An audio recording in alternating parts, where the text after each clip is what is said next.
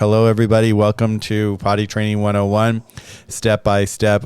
We're visiting with Kim Greco and Travis Borson. They're both trainers here in the United States. So we're here today. And one of my things is I'm really excited because a friend of mine just got a new puppy. And so I figured what a wonderful way to start a new series is kind of like start from the beginning. And I thought today we'd touch on potty training because it seems like a big hassle that a lot of people have with their dogs is potty training. And so how do we do it successfully? When do we start? How do we start? And how do we set them up to win? And that's what my goal is today, is just kind of like discovering these tips from Kim and Travis and see what their thoughts are on how to set your puppy up to win with potty training. With that, I would love for Kim to say hello to the room real quick. Say hello, Kim. Hey, Michael, Travis, it's always such an honor to be here with you guys. And I can't wait to share some tips in this arena as far as helping puppies be successful with potty training.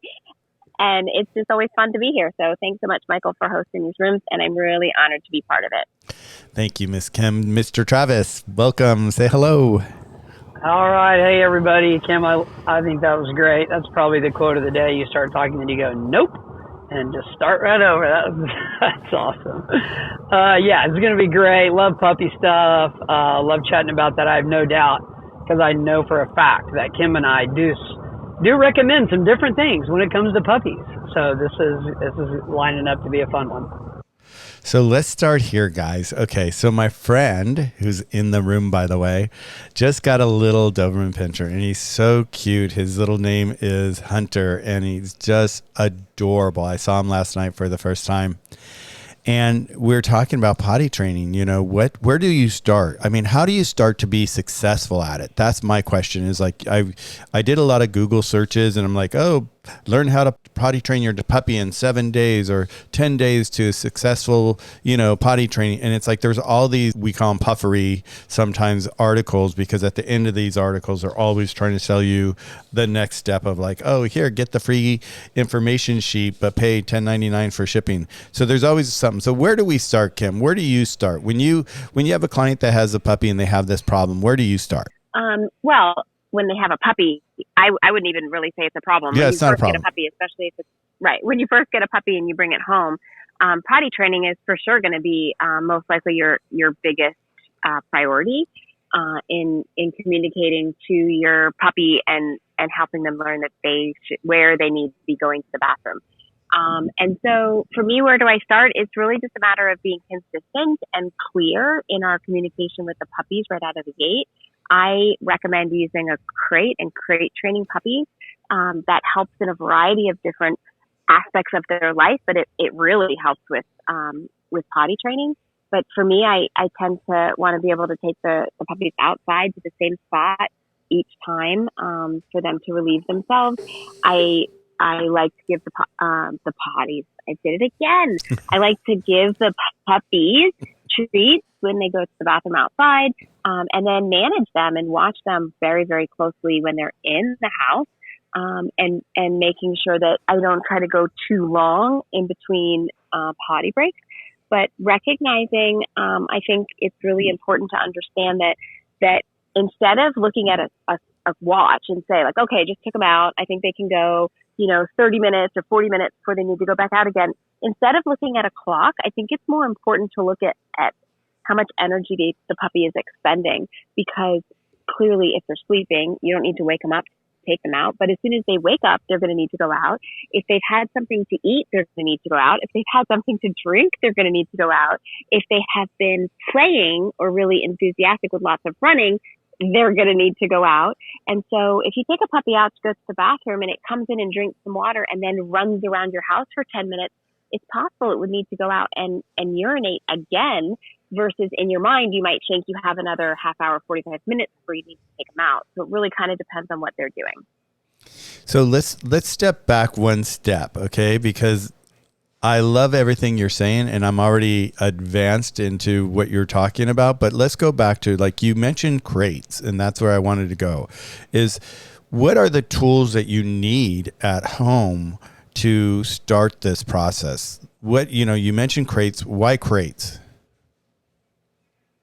I like to teach a puppy to be comfortable in a crate because there's a lot of benefits for that lifelong. And it helps with potty training because it's sort of like giving them their own little space, like a little den for them to feel like safe and cozy in, that they could sleep there, rest there, and then you could help use your crate to help either extend the time before your dog needs to go out, or if you're unsure if they need to go out. If you take them out to go to the bathroom and they don't go, I would bring them back in and put them in their crate and then maybe try again in 15 or 20 minutes. But there's just the benefit of teaching a dog to be in a crate. If you ever have to travel, or if you ever have to put your dog in a kennel, that would be comfortable going in a crate. There's going to be times when they have to go to the vet, and at some point, if they ever have to stay over at the vet, they'll also be in a kennel there. There's just a lot of reasons why you'd want to set your dog up to be really comfortable being in a crate. And I've always heard that a crate can't be too big, it can't be too small, it has to be just the right size. And normally the behavior of a dog is they won't go in their own surroundings. So if they're comfortable inside that crate, it's less likely that they will actually urinate or poop inside their crate. Is that correct? For the most part, that tends to be correct. There are some circumstances where that is not the case. And in my experience, most of the time when I'm helping clients that have puppies that they ended up getting mostly by accident, but that they ended up getting from a puppy mill, then those puppies have a tendency to oftentimes go to the bathroom in their crate just because that's all they knew prior to going to their new home. But in general, you're right. That's a thing. They probably won't want to go to the bathroom where they sleep. But if the crate is too big, or if there is absorbent material like a blanket or a dog bed or a towel in the crate with them, they may not have any problems whatsoever urinating on that absorbent material and then going right back to sleep inside their crate. So making sure it's not too big, making sure it's not too small. If you have any issues whatsoever with your puppy going to the bathroom in its crate, my first recommendation is to make the crate smaller. And the ones that have the most trouble, like you really struggle not letting them go to the bathroom in their crate, then I would want the crate to be almost as small as possible until they started to get comfortable going outside instead of in their crate. But that's a little bit of a unique situation. But in general, what you mentioned is right. You don't want the crate too big, and of course you don't want it too small. Beautiful. Okay, I got so many questions, Kim. Travis, I would like to hear your start. Where do you start? Sure. Well, I'll just kind of add to what Kim said because I'm in line with all of that and totally agree with the crate. We tell people we want your dog to be in a crate that's just big enough for them to stand up and turn around. And other than that, they don't need a mansion for those very reasons that you guys were going over. So totally agree with all that. One thing that helps some owners, not every owner, if owners are, if it's an owner where their personality type is a list person, where they like to track certain things, something that can be really helpful that we help our owners with is we get to know what their daily schedule is like, work schedule, family schedule, events, etc. And then we customize a daily schedule for them. Now, obviously, it's not going to be done to the T, but a lot of people just like knowing, okay, what's next, and looking at a list, right? So we'll customize a daily schedule for them that will incorporate all the things that Kim is talking about. We recommend no food or water 30 to 45 minutes before crate time.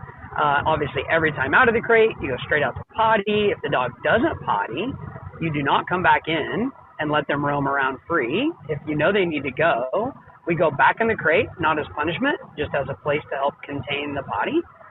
Wait 10 or 15 minutes and then try again. So that schedule really helps them with that. And then we also provide them with what we call a potty chart. So it's this customizable chart where you can track the potties. So for some people, this is way too much. There's also apps that will help you do this. But we have a printable PDF, and then they fill it out. Then how that helps us is that our trainers can look at that, and we can see a pattern on where the dogs are having mistakes. And if we can see where the patterns are, it's really helpful for us to figure out where the problem lies. Before we had this, the owners would say, oh my gosh, there's just potties all the time. And we'd be like, well, when?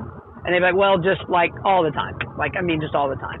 Well, that might be true, but all the time is a relative term. Is it, during a supervised playtime? Was it when they were in the crate? And so this really helps us break down and get them to their goal quicker rather than later. So again, this doesn't work for everybody, but it works for a lot of people who enjoy lists and like to track things. So that's just something I would add to where Kim was at. Everything else I'm all on board with. So when we're talking about a puppy, 8 weeks old, just coming to a new home, is there like a routine that you really want to get into, let's say every 2 hours, every hour, for the first so many weeks of their life? How do you set that timing up? Yeah, I'll jump in there. So, for me and for my clients, it really is, it's different from owner to owner. And the reason is we really want owners to feel like we want to help you incorporate this puppy into your life on your schedule. So many dog owners will get a dog at a time where they can take off work for 2 to 4 weeks just because they got this dog, right? And so this obviously hasn't applied over the last year and a half because pretty much everybody was working from home already. But what happens when people do that is they think, oh my gosh, I have to be there for my dog 24/7. The problem with that is that's not realistic. That's not how you're going to live your life. So training your dog the first 2 to 4 weeks out of the gate, that's what they can expect. And then changing it all of a sudden, we're going to have issues that obviously a lot of dogs have been dealing with as we're hopefully coming out of COVID 100%. So, there are a lot of little helpful tips when it comes to the potty training and how long a dog can hold it. They say a general rule of thumb, a dog can hold it for 1 hour for every month they are old, but that's also relative, right? If a dog goes and tanks up on water and eats food, well, they probably aren't going to be holding it for an hour. If a dog is on an empty tummy, there's a good chance the dog can physically hold it for an hour. So there's not a lot of cookie cutter, time frames to follow, but there are a lot of averages that you can go by that can be very helpful. And thank you, Travis.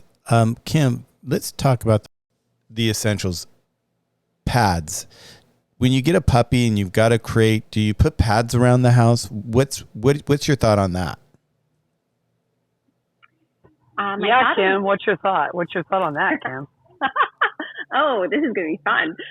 My thought on this is all about long term. So if the dog is going to be, as an adult, a dog that you'd want trained on pee pads, then I'm totally fine using them as a puppy. But if your end goal is that they are going to be trained to go outside, my preference is to not use them unless you had a quirky, unique reason, like some of the clients I've worked in New York City where, who said 81st floor or something like Travis that. Like did, if you just can't get your dog outside, then you can start to use them when they're young. But for me, I feel like it's just one more thing you're going to need to fade out of their program down the line that you don't necessarily need to introduce, then don't.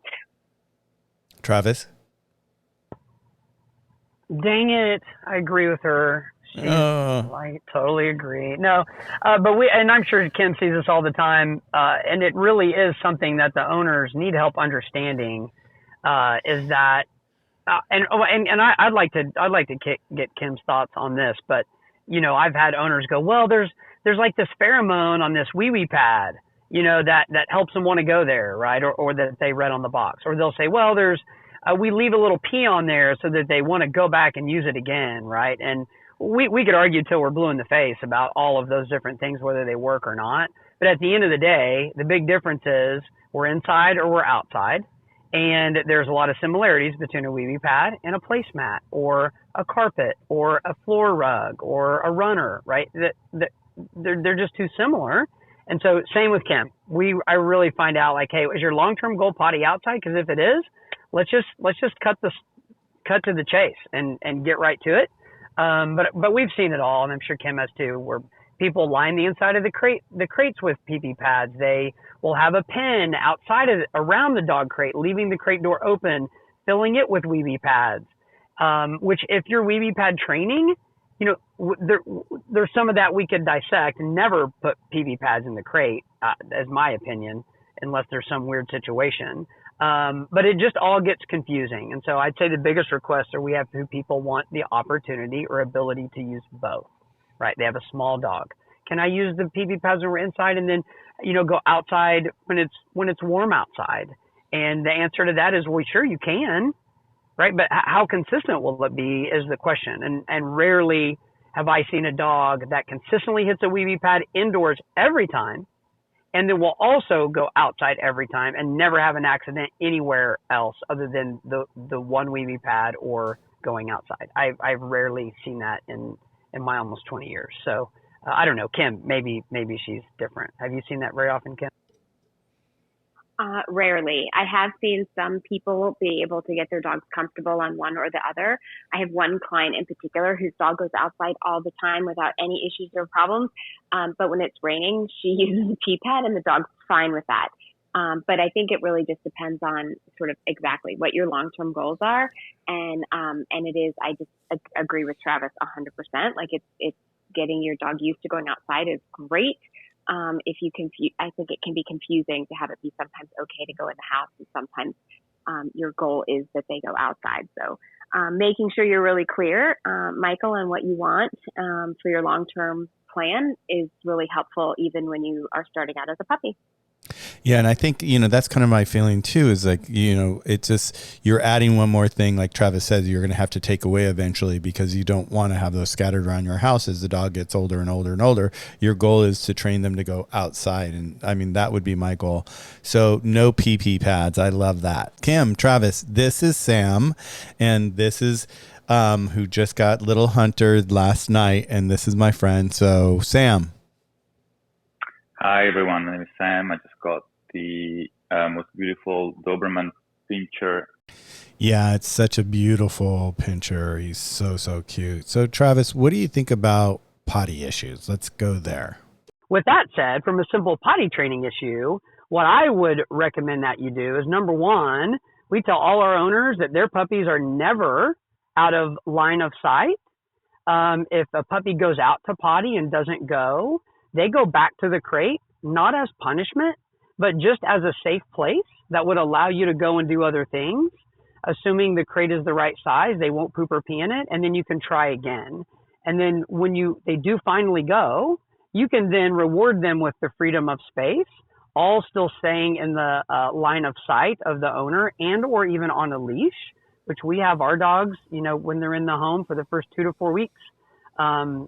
Our owners keep the dogs on a leash and they tether them to them. And if they need to go do something, they'll either put them in the crate or they'll go handle their business, but to really never leave them unattended. And so that would be something I would encourage you to do, but I'd love to get Kim's thoughts on the subject. The other thing I think I wanted to add to this conversation that Travis was just saying, making sure that the dogs were not out of sight. When we're talking about puppies, Michael, I just wanted to contribute for everybody listening that I also don't recommend that parents put their children in charge of watching the puppy while it's out, while they're busy doing something else, as an effort towards house training, towards potty training, because it's sometimes very difficult to tell when the puppy's behavior changes. That's a precursor for needing to go to the bathroom. And I think that that's a lot of responsibility to put on a child. And that sometimes that's one of the things that the parents say, like, well, just keep an eye on them. And if they have to go, then we'll take them out. And then all of a sudden the puppy has an accident and then everybody's upset. And so I do think as far as potty training, that's something that the adults in the home should be responsible for, at least until it becomes more predictable. Yeah, I think that's a big point too, because it's, that's a lot of responsibility to put on a kid to really understand what's going on with the puppy. So we're talking about potty training here. We've gone all over the place with it. Let's go back to the basics, because we've got Sam here and I really wanted him to be here today to listen to what you guys, suggest the right way. Travis, I love the fact that what you said about the 3 weeks, hang on to them, be by their side for 3 weeks. And I kind of joked with Sam like that last night. It's like you can't leave their side 24/7 for, I forget how many days or months I said, but I was joking with him, but I didn't realize that you really believed in this, Travis. because with setting your puppy up right now, Sam just got his puppy last night, setting his puppy up, setting Sam up, and setting his husband up, that they understand how to do this correctly will only allow them to win with their puppy and their puppy to win with them. Last night, Sam came in. He had bags and bags of stuff from PetSmart and cages and this and that and all that. And I'm like, whoa, slow down. Puppy wee pads and all that. Where do we like, I'm using Sam as an example here, definitely. Where do we start Sam off? Okay. He got the big cage. I said, it's too big. You need to like make it smaller. He's waiting for his kennel. His kennel hasn't arrived yet. And, I'm like, keep your ears open while you sleep. If he whines, pick him up, take him outside. He most likely has to go to the bathroom. How often, being 6 weeks old or 8 weeks old, he's 8 weeks old. And if you pull down to refresh, you'll see a picture of Hunter on my profile picture, everybody. Where do we start with Sam? Let's use Sam as our guinea pig today and say, okay, this is what you need to do. What would you say, Kim? First of all, the puppy is adorable, Sam. Right? That's so fun. And congratulations. Thank you. He is adorable. Yeah. I think that I just would try to make your days as predictable as possible with a pattern. So it would be, puppies, let's say, taking a nap in your crate. And I can't tell, Michael, you said, or Sam, you have a crate, but you ordered a kennel, but maybe your crate's too big. You're waiting for a smaller one. Is that? Well, a carrier. For now, there's a pen, like a metal pen that can be adjusted in terms of size. Got it. As the crate is delayed, Amazon, thank you. Good. Yeah. And it's going to be here momentarily.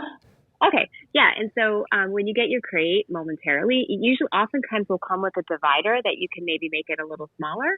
And so for your puppy, if you got a crate that would be good for it as an adult, then you're going to need to put your divider in like really, really small. Give your puppy just a small little space. But imagine he's like sleeping in his crate. And then when he wakes up, he's going to need to go out. Then he's going to come in and probably drink some water and maybe have something to eat. And then hang out with him for 5 or 10 minutes and then take him back out again. He's probably going to pee, maybe poop after he eats, come back in, and then you're going to have some time to play. At 8 weeks, that might be 15 minutes. Every puppy's different. It might be 10, it might be 20 or 30, but at some point you're going to need to go back out again and go to the bathroom. And at which point it's pretty much going to be time for your puppy to take a nap. So it's pretty much like rinse and repeat like that throughout the day. And when your puppy is sort of awake and active, you can start training. You could, even just if it's following food or interacting with you could definitely, I know Nancy was up here talking about praising a dog for going to the bathroom outside. I highly recommend that. You can use food as well for your puppy going to the bathroom outside as a treat. I just recommend that you be really careful that you wait until your puppy's completely finished going to the bathroom and takes its first step away before you go to deliver the food at all, so that you don't interrupt your puppy midstream just to give it some treats. But it's pretty much that piece down, and then repeat. They're going to nap, and then you're going to start the whole thing over again. And so that's what I would recommend as far as answering Michael's question on what your days would look like. It's pretty much just going to be like a repetition of that cycle of things throughout the day. Does that help, Sam? I have a question and on like a follow-up question, Kim. The first one is, so it's safe to assume that when the dog is crying at night, like it did last night, it's not because of any emotional distress, it's more because he needs to go be walked outside, correct? That it could be both, or one or the other. So a lot of times this is a huge transition coming into your home. And so it takes some getting used to. But I definitely always start with the assumption that it's possible they need to go to the bathroom when they're this young, only 8 weeks old. And so I would at least start with going to the bathroom. And much like, so I'm a mom, I have teenagers. Travis is a dad. So, he certainly knows this too. But like the same thought of like when human babies are very young and they're eating in the middle of the night, if I take the same approach with a puppy. If I have to take a puppy out in the middle of the night, I don't talk to him. I don't interact with him. I try not to make it fun. I probably wouldn't give him a treat for going to the bathroom overnight, because I want to do everything I can to try to have that experience of going out in the middle of the night be something that puppy's not going to miss at all once they can hold it a little longer. And so I'll take them out and let them go to the bathroom and bring them back in, put them right back in their crate with as little fanfare as possible. But yes, if they keep on whining after that, it's possible that there could be some just that angst or distress of just not really quite knowing what's going on or why they're in their crate. But I do a lot of work with puppies during the daytime, getting them really comfortable and used to their crates and playing some games and making it super reinforcing, so that the nighttime can be a little easier for them just to rest and relax. I also typically, for a puppy as young as yours, I put the crate in my bedroom where I'm sleeping, and that's just so that I'm really aware anytime they start to get up and stir. I would rather just take them right out to go to the bathroom before they start whining, but that's just me. I try to keep from reinforcing the whining, but it's more important. House training is more important than training your dog not to whine right now, if that makes sense. Did that answer your question? It does. It was actually very helpful. So, and let me make sure I understand. The first few days, you would always, when they're whining in the middle of the night, go and take them out of the crate and address the problem. I would take them out of the crate and give them the opportunity to go to the bathroom. I would also make sure that I'm putting them back in the crate after that. Sometimes people will take their puppy out of the crate, they'll go to the bathroom, and then they'll let the puppy just spend the rest of the night sleeping with them. And if I were a puppy, that would make me pretty inclined to want to just whine at my earliest convenience in hopes that gets me exactly what I want. And so I will certainly address the possibility that they might need to go to the bathroom, but I try not to make sure that would also then get them to not have to be in their crate anymore. Operating conditioning, lovely. That's really helpful. I have one issue, Kim. I haven't found a treat that my dog even care for, let alone enjoy or is looking for. Should that be a problem, or just keep rotating until you find something that you really, really like? Does he have dog food that he's eating? Yes, he does. I would use that then. Awesome. Thank you. Beautiful. Thank you, Kim. Travis, I want you to jump in. We are closing the room at the top of the hour. Nancy, I would love for you to join us for a second, but I want to jump to Travis really quick. Both Kim and Travis have appointments at the top of the hour, so we have to jump at the top of the hour. Travis, really quick, what's your thoughts? Yeah. Hey, thanks. I agree with everything Kim said. Sam, one other quick tip. Well, first off, make sure you send me a message on Instagram, and we have some really great treats. So I'll send you a bag of those. I doubt your pup will turn these away. Secondly, I would encourage you, and I don't know what Kim's thoughts are on this, but I tell all of our pup parents that are having issues at night to do no food or water after 6 p.m. Typically, we feed our puppies at 4:30 or 5 anyway. Obviously, if you've had your puppy out in 100-degree weather, you need to give it water. But most of the time, people are indoors in the evening, so no food or water after 6 p.m. with multiple potty breaks will typically empty their bladder, which will allow them to hold it longer at night. And so that can help you speed up the potty training process. So that's just one quick tip I wanted to add there. Back to you, Michael. Well, Kim, Travis, thank you so much for today. I know you guys have to jump, so I want to close out the room. Kim, I always appreciate you being here. Travis, I always appreciate you being here as well. And Travis, I beat you to the punch. I gave him a couple of bags of treats already that you had sent me, so he's got them. Okay. He's got them in his hands. I can confirm he did.